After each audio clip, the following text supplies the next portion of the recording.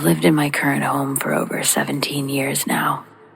It's in Cape Cod, in a quiet neighborhood, built in 1956, and I'm a single mother, which will be relevant later. The house has 2 bedrooms upstairs and 2 down. My girls were preteens when we moved into the home, and I, in my infinite wisdom, decided that they should have the upstairs bedrooms, so when they became teenagers, I could tell if they were trying to sneak out of the house.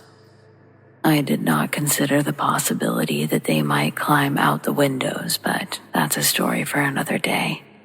After the first night, my oldest daughter told me that her bedroom was haunted. She knew this because the fan blades moved on their own. I scoffed at that, said that it had to be the wind, but she swore the windows weren't open. I still didn't believe her. Still, the atmosphere was kind of creepy upstairs, and I didn't really like being up there, especially in my younger daughter's room. It was just unsettling in there. Within a couple of months, my younger daughter told me that her ceiling fan blades moved on their own also. I blew her off like I did her older sister, but she insisted that they moved, stopped, and then moved in the opposite direction. I thought it was an exaggeration because she was a dramatic child, but I couldn't deny that there was a little something going on. I could hear footsteps when no one was there. In fact, a few times I hollered up the stairs because I heard someone moving around, and when I got no answer, went up to check, and there was no one there. The years went by, and my oldest daughter moved out. Younger daughter moved into her room, and they had long since stopped complaining because I didn't take it seriously. I figured even if it was true, what was I supposed to do about it? I still heard the footsteps occasionally, but whatever. Then one day, my youngest daughter and I were in the kitchen, and we heard a loud thump in the living room. I had a heavy Waterford crystal clock. It was on the sofa table, and now it was on the ground, several feet away from the table. There was no way it just fell over, and no way it could have launched itself a couple of feet. Again, unsettling, and I was pissed because now my clock was chipped. My oldest eventually had a daughter, and she spent a lot of time at the house. As she learned to speak, she started asking me who the mean man in my house was. I said, "Honey, there's no man in my house." But one time, my youngest daughter was there when she said it. She glared at me and said, "Mom, she's pointing at the upstairs window." More time passed, and my youngest daughter moved out. After all these years downstairs, I decided it was time to occupy the master bedroom upstairs. My oldest daughter and her boyfriend were now living with me. Her boyfriend was Native American, practiced saging. I asked him to help me prep the room so I could occupy the upstairs. He came downstairs looking ill. He said, "Miss Julie, the vibes in that room are so bad. I got sick." He burned some sage and cleansed the room.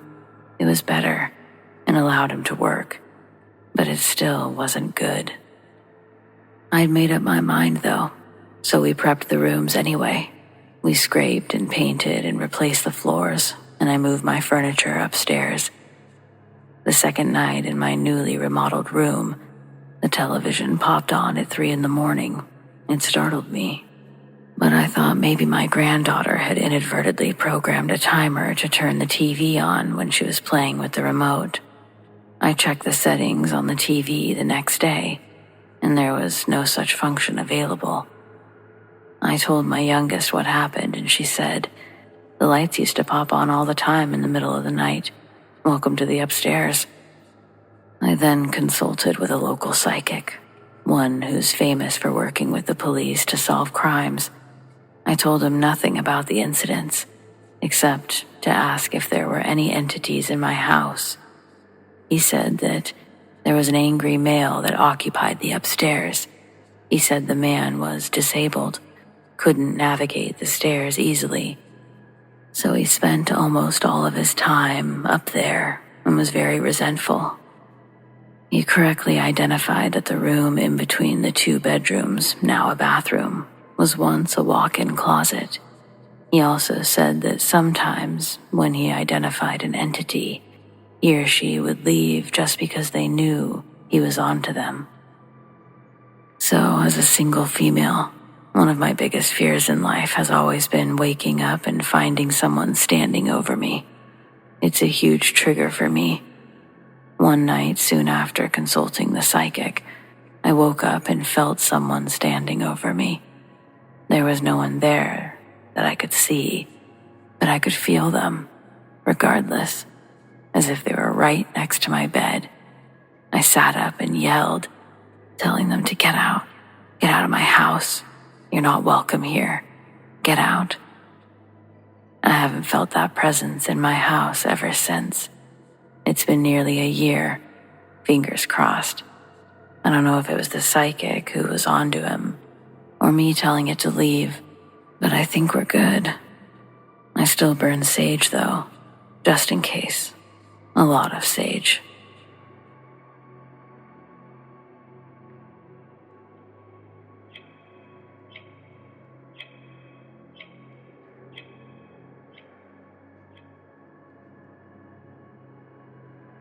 Our house was built in 1999 on farmland. There doesn't seem to be any reason why we'd have paranormal experiences. No cemetery nearby, no one that died in the house, etc. But soon after my daughter and I moved in, she noticed that there were young energies downstairs. One night as she lay in bed trying to sleep, she felt something snuggle behind her, resting an arm across her shoulder. She thought this one felt like a little girl. Other people felt this energy too and thought it was lonely or sad. There was also an incident in the hallway outside of my daughter's bedroom. She'd gotten up to use the bathroom and felt a hand on her back, pushing her. She thought that this energy was male, maybe 12 years old, mischievous. After my husband and his daughter moved in, we started noticing strange things upstairs as well. One day while I was showering, I turned around to rinse the shampoo out of my hair, and something turned the shower handle all the way to hot. Yet I hadn't touched it or bumped it. A couple of months later, it happened again, but this time I saw the handle itself move without human intervention. And that shouldn't be possible. Of course, no one was there. During this same time period, I was splashed with cold water as I walked out of the main bathroom. I felt it splash across my cheek, shoulder, all over my hand and up my forearm, but no water was on my skin. We were definitely creeped out. My husband put up his cross. We were going through the house. He was saying prayers, even though he doesn't believe in ghosts. After the kids moved out, things quieted down a lot. The quote-unquote haunted area extends about 20 by 10 feet and is on both floors. It includes the kitchen, a bathroom upstairs, and one bedroom, the laundry room, hallway, and bathroom downstairs. Our dog won't go into these areas, not even if you put a piece of steak on the floor. I often hear things fall from the shelves downstairs, but the cat sleeps beside me. Someone or something has strummed my husband's guitar when I was here alone. When my youngest was home from university last summer, the only incident we had was someone saying her name in a loud whisper, right behind her as she walked from the bathroom to her bedroom. She left at the end of August, and everything seemed fine until a few months ago. My husband was downstairs and stopped to play with our boy kitty, Jake. He had balled up a piece of tinfoil in his hand and decided to see how high Jake would jump to catch it. He stood just outside the laundry room, bent over slightly, showed Jake what he had in his hand before releasing it and tossing it over. The tinfoil sailed about 3 feet away before it bounced off something invisible and came back in his direction. Confused, He picked it up again and tossed it. It hit something invisible halfway across and dropped like dead weight to the floor.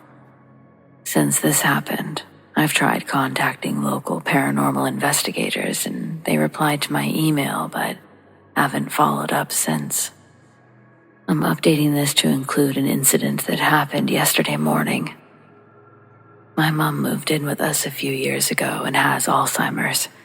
For the last while, she's been bedridden and requires extra care.